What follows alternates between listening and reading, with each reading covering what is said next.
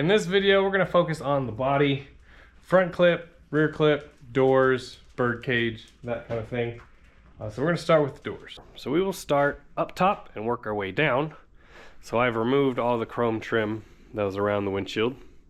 Normally that's about $200 in parts. Sadly, it's all bent and dented and scratched, so it's really worth nothing. Check out this beautiful windshield installation. If I can get this windshield out, that windshield's worth about $100. If I can get it out. But we'll see. Next, we have these wiper arms. These are worth about, I'd say about 30, 40 bucks a piece. They're the wrong arms. They're not for the chrome bumper cars. There's a later one. This wiper transmission is worth about 50 bucks. So let's just say $100 for the whole shebang. 100 bucks. We do have T-tops on this car, but sadly these T-tops aren't worth pretty much anything. So a good set of tops that has good latches, good fiberglass, and good trim is worth about $300 a set.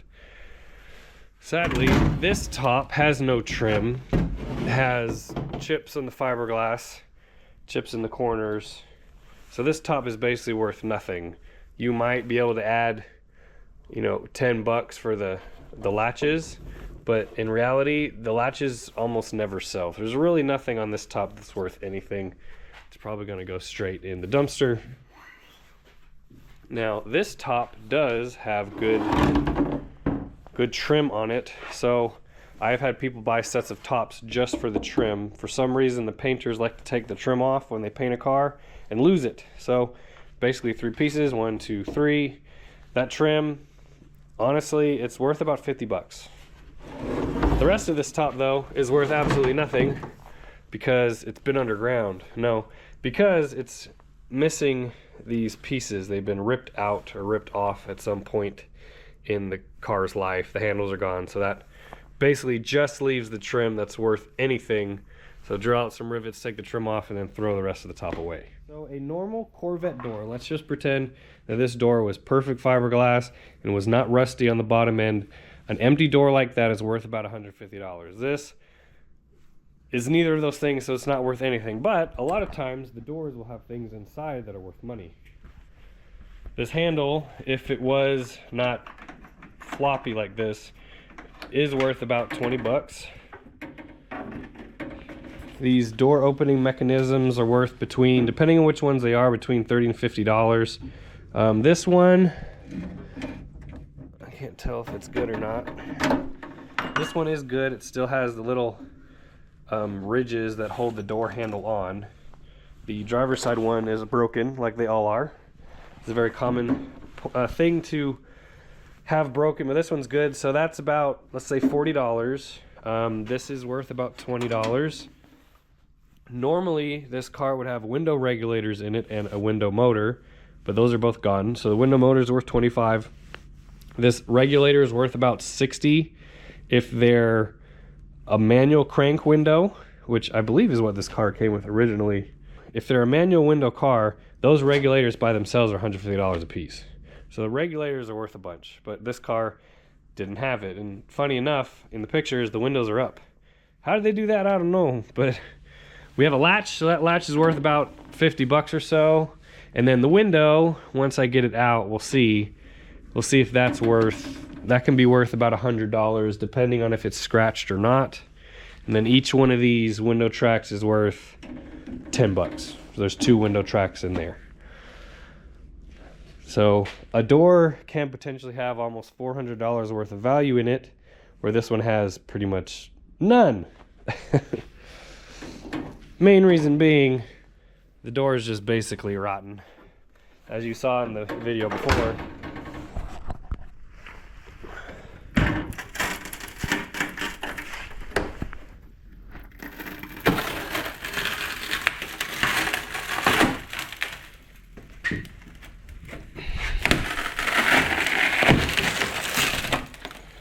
Yep. Rotten. Hey, I can take the window out better now.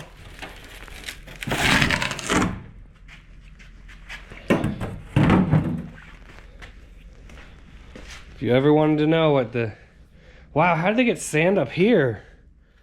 If you ever want to know what the inside of a Corvette door looks like, that's what it looks like.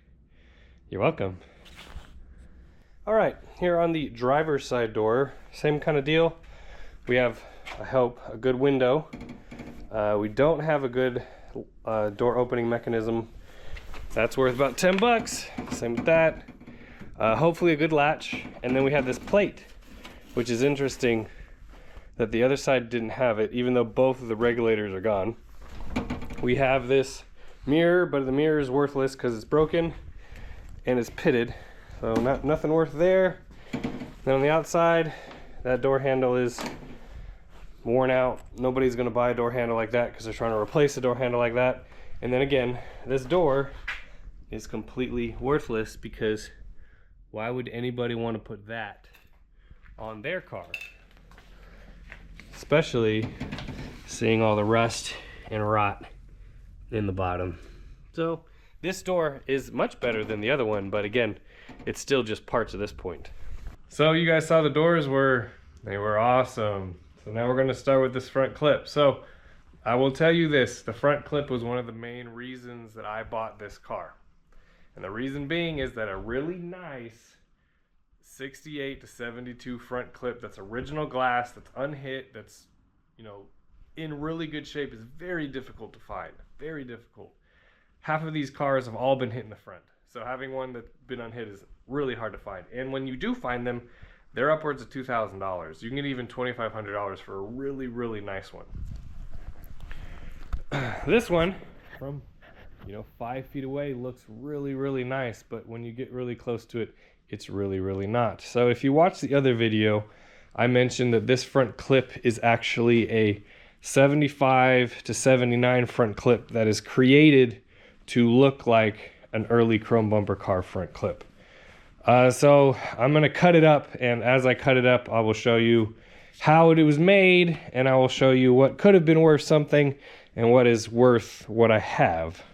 So I was really tempted to keep this together and thinking, maybe somebody will want it to, have a custom clip, but in reality, it's really not worth it. And I will show you this one part of it just to show you.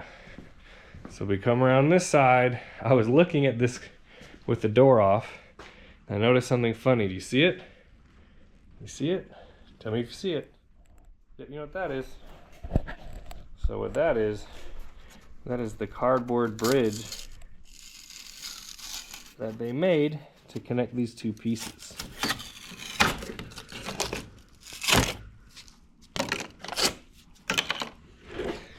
What they did was they needed to connect these two parts, and they used cardboard to make a little template or a place to put all the bondo. You can see all the bondo right here that has come off.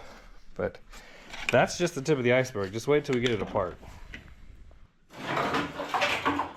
Alright, like I said in the last video, this radiator support is from a pre-76.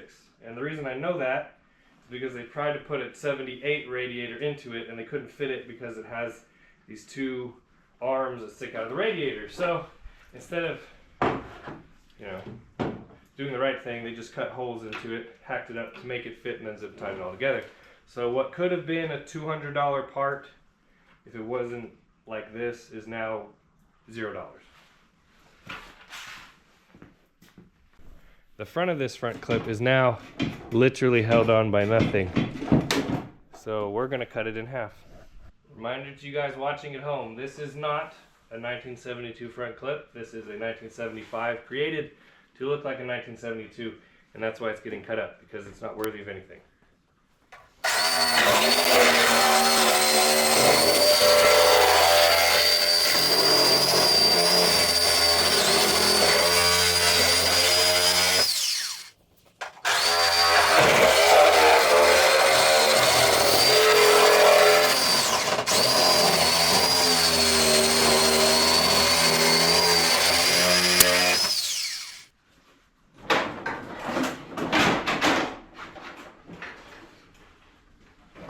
If you know Corvettes, they're not supposed to come apart that easily.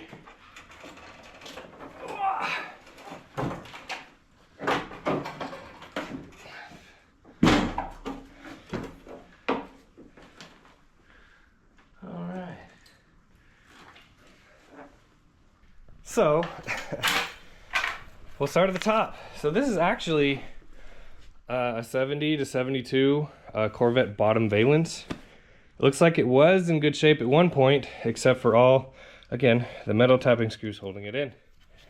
So that could be a sellable piece. I'm gonna give that 50 bucks just because I think I can take it off, cut out all this glue stuff, and get it to work.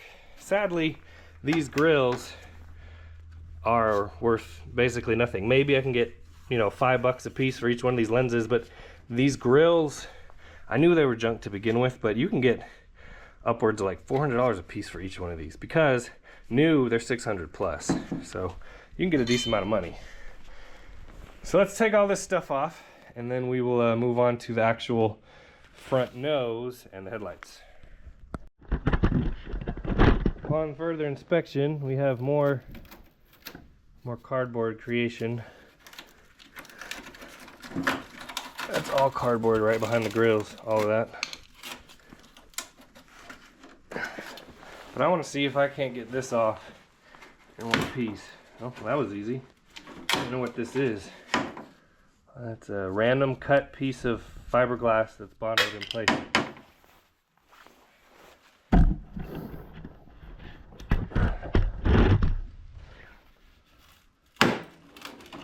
Alright, so again, this piece, it's probably worth keeping around. The rest of it, not so much.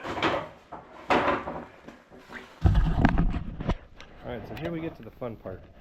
So this metal bar, what this is what the rubber bumper cars had, 75 to 79, and basically what it was, the bumper would bolt to this metal reinforcement, okay?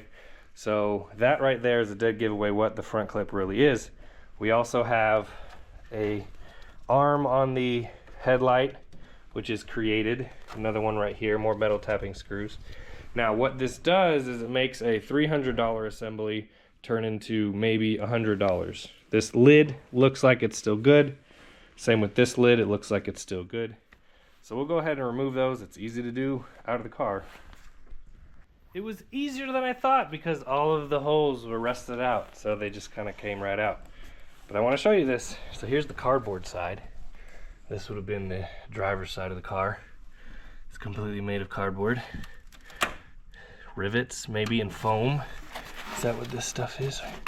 Foam, maybe glue. You can see the quality right there. But wait, it gets worse. So all on here you can see the new fiberglass that they added in front of, this would have been the old front clip. Of course, more metal tapping screws. Oh, that's special right there.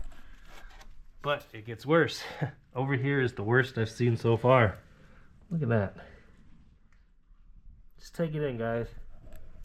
There's about 15 metal tapping screws right there to make the ends of these fender. And I don't even want to know what's underneath all of that. But these marker lights would have been worth about 25 bucks a piece. I don't think they're worth anything because I think they're pretty cracked and faded. This header panel and that panel, even though it's not 72, could have been worth usually about 50 bucks a piece. I don't remember, I don't sell them that often. We'll just say for the sake of the video, 50 bucks a piece, but they're trash. And the rest of this is trash, so it's gonna be going straight into the garbage. But I think I'm gonna take all these metal tapping screws out to add to my collection because, including those two over here, I have all of these already. All right, before this goes in the trash, I just want to remind you guys of the majesty of this creation. Basically handmade chrome bumper front clip. Look at that.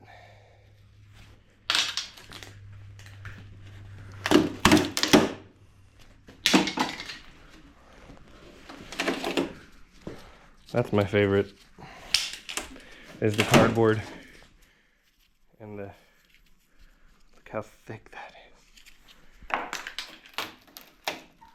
is. Again, nobody's gonna want this. If they do, probably like the dude that made this. Probably shouldn't be working on cars. To the trash it goes. Is anybody surprised that these are held by metal tapping screws? Broken ones? Not at all. Who's surprised? Raise your hand. Add them in the pile.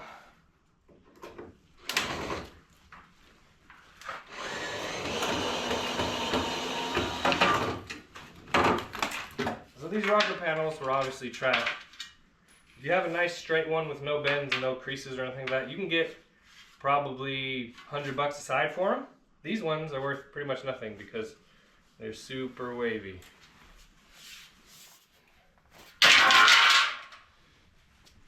Aha! More metal tapping screws. Check it out. So I was wondering how they attached this front clip because it's bonded on the pieces right here. It's bonded here, then it's bonded here. But the piece inside of here is completely gone because this 72 at whatever point in time had been wrecked really hard right here. So the piece is completely missing. And I was wondering how they attached it. And am I surprised? I'm not surprised that metal tapper, metal tapper, metal tapper. Well, we'll take those out. We'll see how floppy this thing really is. Now, I do see evidence of glue. So this egg crate is what it's called. In a real 70 to 72, it bolts in. It has bolts on the inside that kind of have little L-shaped pieces of fiberglass that are bonded on to hold this in. But this is glued in with, I think it's the bonding adhesive that, you know, the black stuff that comes in the tube that you attach body panels with. I think that's what that is. I'm curious.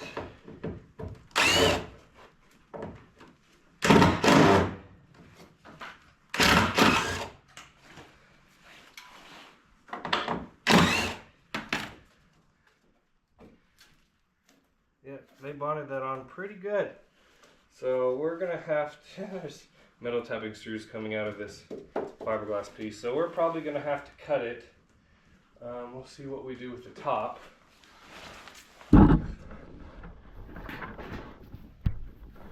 Remember the top, if you ignore the giant birdcage hole that's right there, you can see more custom metal tapping screw work right there. But again, there's really not much that holds this thing on. I'm kind of thinking that maybe they put metal tapping screws through this because it bonds right here. That's pretty much it. Put it through there and then glued it on. I don't know. Let's find out. All right, it's time to remove it. Kind of wobbly now. So I just had to cut through all this Bondo because there's rivets. The factory never installed these clips with rivets. It was always glue. You can see over here, there's another one, a couple more metal tappers. But there's supposed to be this, see this fiberglass edge? So this edge should continue around like this and it should go all across the firewall. So this one clearly has been missing for a long time because this 75 clip doesn't belong on this 72 firewall. But we're gonna see what we can do to get it removed.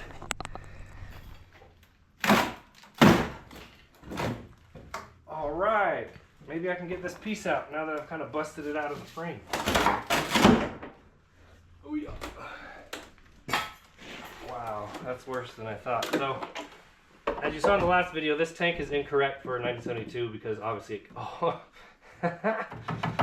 Take a look at that. I think I can get this out now. All right, so there is some hope. So these grills, they're worth about $200 a pair. These ones look okay now that I, figured out how they glued them in. I mean, here's the glue right here, glue on the top. So there's some value to these. Everything right here is worth nothing, and that's gonna go straight in the trash. Here's the Bondo drip right here. Look at that. That came off the car. There's more glue. Awesome. That. Look at that. So they didn't have anything to work with here because this part of the car had been wrecked. And so what they did is they created more metal tapping screws. Well, that's just sitting in there. They didn't even bother to remove that. but they created a corner for everything to attach to. So this piece, that piece, this piece, that piece, these are all pieces of other Corvettes, I guess. But here's the only body mounts this car has, is this one right here. So that should be fun. I can't wait to take that side off. That's gonna be exciting. That's exciting. I don't know if you guys can see this. I'm gonna try to bring you in here. See how they cut the top of the firewall to get this fender to fit on it? That's wonderful. And of course, 75, 79 front end harness, factory harness. Here on the other side, we have another glued in egg crate, and even more special is we have 1, 2, 3, 4, 5, 6, 7, 8, 9. We have 9 metal tapping screws in this one.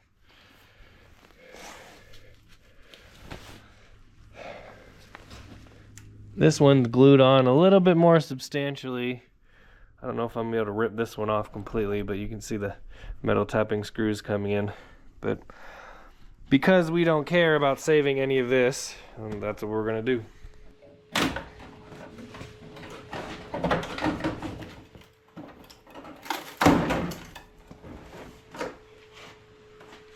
Wow. That's amazing. This one was much harder to get off, probably because it was built a little better. So 1, 2, 3, 4, 5, 6, 7, 8. One they even forgot to put in 9. Look at that, that just fell in there. They lost it. Here's another piece that was created. 10, 11.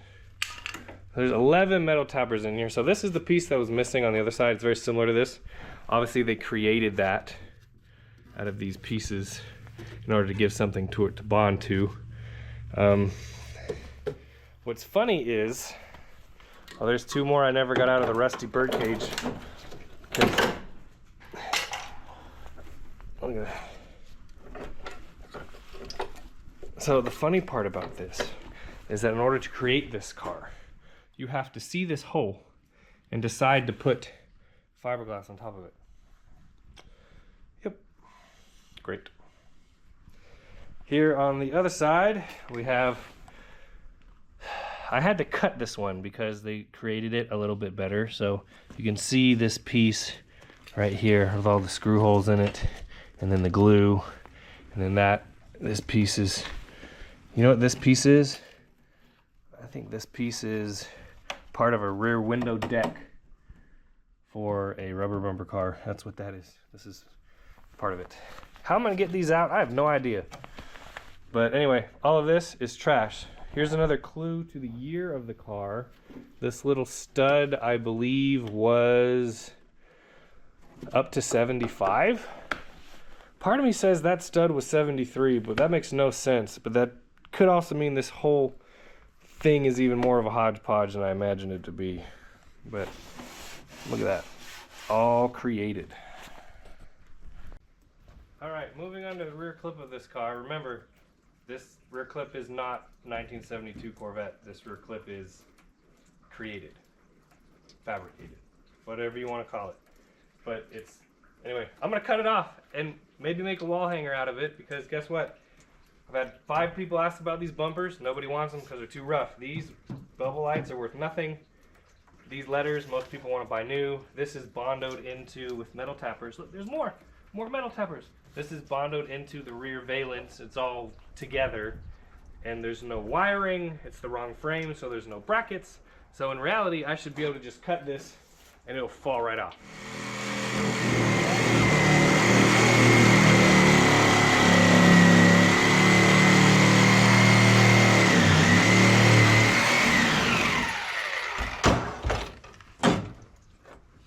Look at that, it's not attached at all.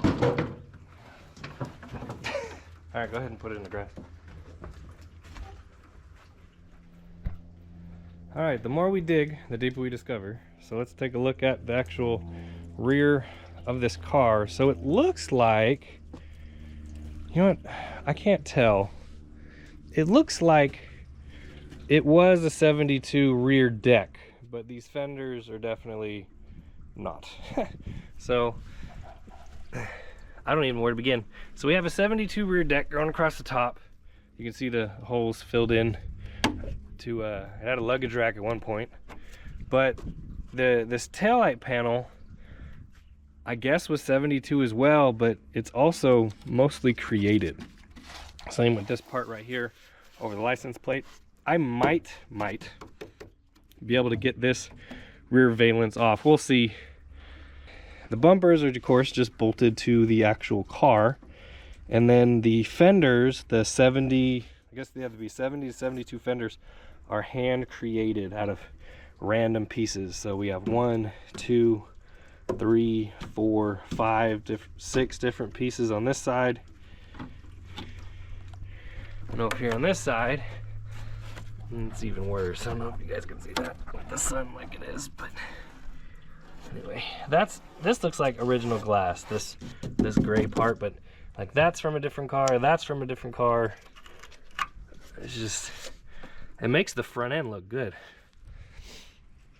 As you can see, what I was tripping up on was this gas tank shield, which this shield is 75, 76. As we already know, the frame of this car is not the correct frame. But look at this. You want to count them with me? 1, 2, 3, 4, 5, 6, 7, 8, 9, 10, 11, 12, 13. So we have a wrecked 72 on both ends, front and rear, and then the front and rear clips were created to fit the car. This one looks a little bit more original, but again, I don't know about all this extra. Factory never used glue like that, so I don't know. I don't know where these came from. Now, these front clips are worth about, you know, it really depends. You can get about $1,000 worth of parts. So each fender is about $200. The rear taillight pan, depending on what year it is, can be worth quite a bit. Again, bumpers, valence, markers, rear lights, reverse and brake lights, gas tank cover, all that kind of stuff. But again, on this car, none of it is worth anything.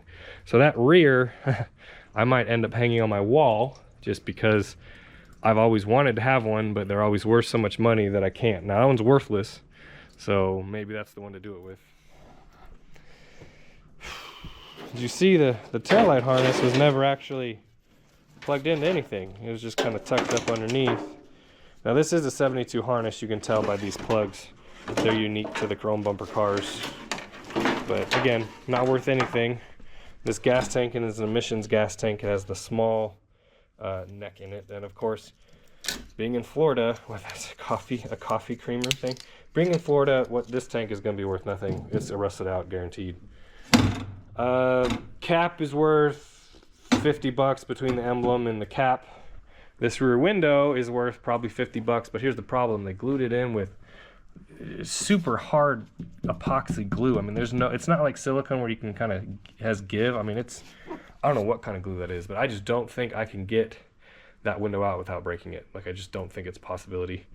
These cars came with removable rear windows, which are worth much more than these. Those ones, not really worth much.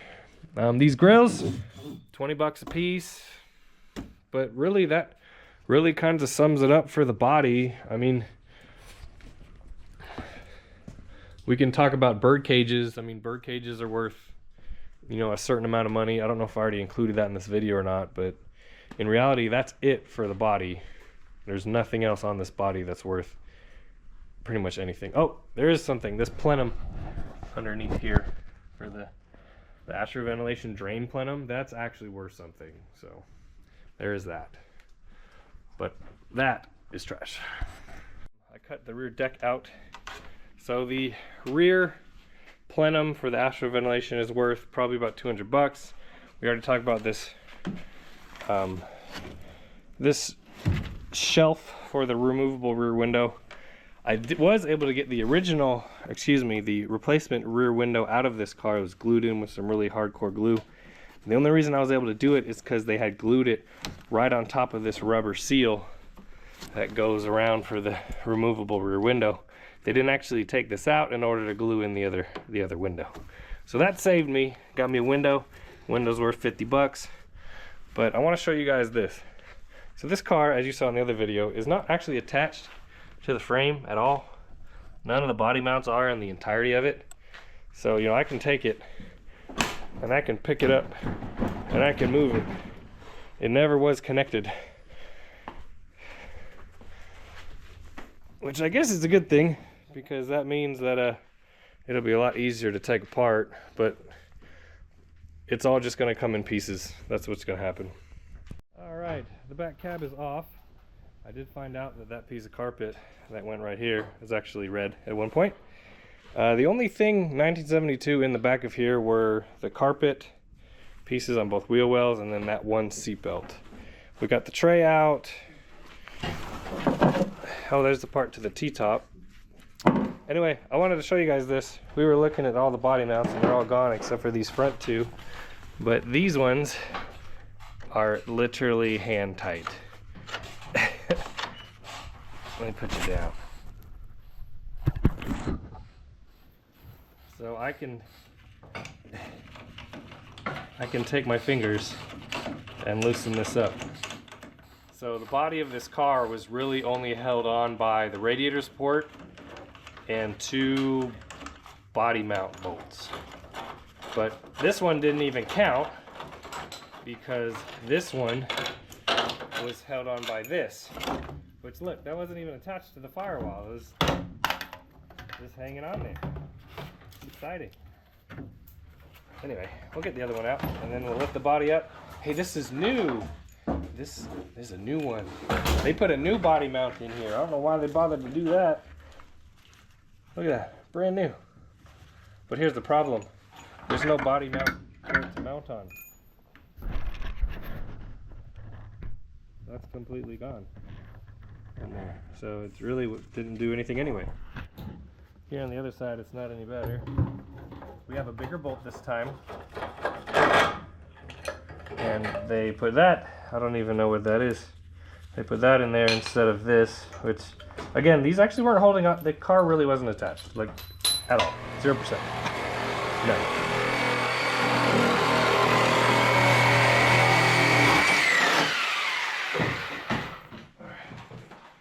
Got that, and you want me to help you.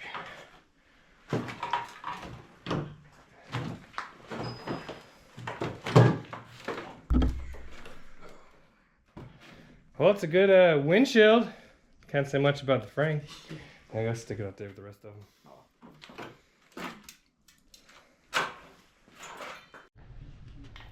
Check out this giant Bondo gob that came through all this damage that was on the firewall. They just covered it up with Bondo. This is the crack we saw on the other side that I mentioned in the last video. You see the crack starts from the top, runs all the way down. Also, this top firewall part, they just glued on. That's not factory bonding adhesive. That's the stuff that comes out of the tube. You can see it just kind of, like, this firewall wasn't even complete when it was all scabbed together.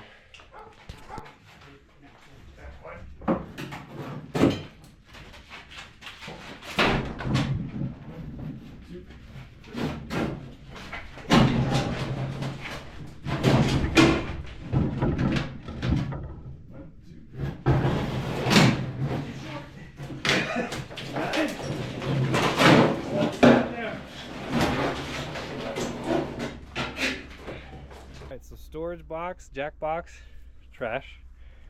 This floor pan has been created. Looks like it was broken out at one point. This one, yeah, it's been created too.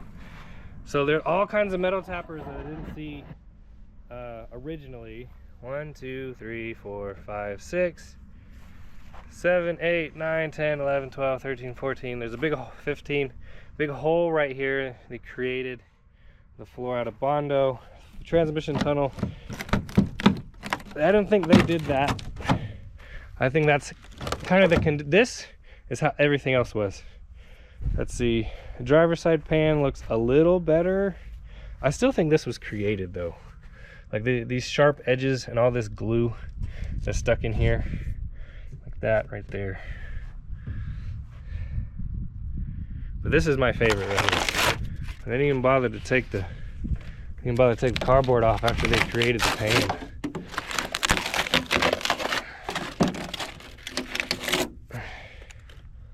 And of course, rusty birdcage all the way down. Really bad on this driver's side front right here. Not so bad on the other side, but still bad enough that you wouldn't want to make a car out of it. Another view of that. Looks good. Classy. Oh, but they painted the wheel wells. Painted the wheel wells. Pretty bad. So this piece has no value. On other cars, I've sold these rocker channels, about $100 a side, but they have to be rust free. These ones are clearly not. Fiberglass floor pans really aren't worth anything because they don't rust.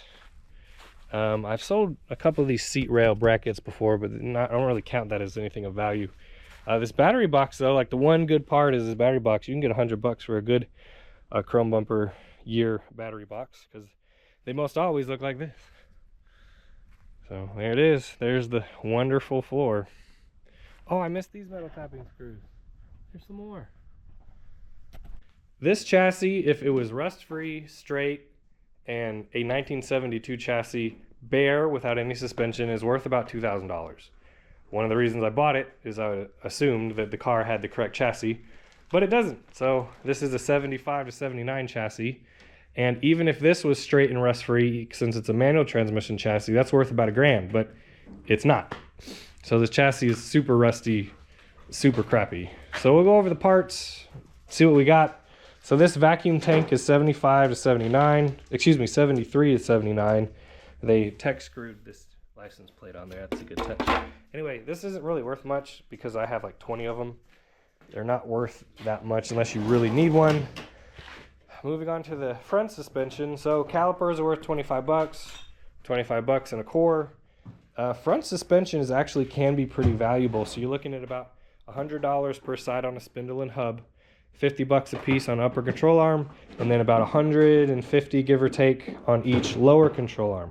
Problem is these lower control arms are worth nothing. Look at that. I bet you could buy 100 cars and you'd never find a control arm that look like that.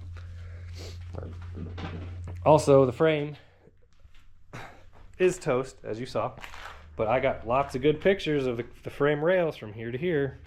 Nothing from here.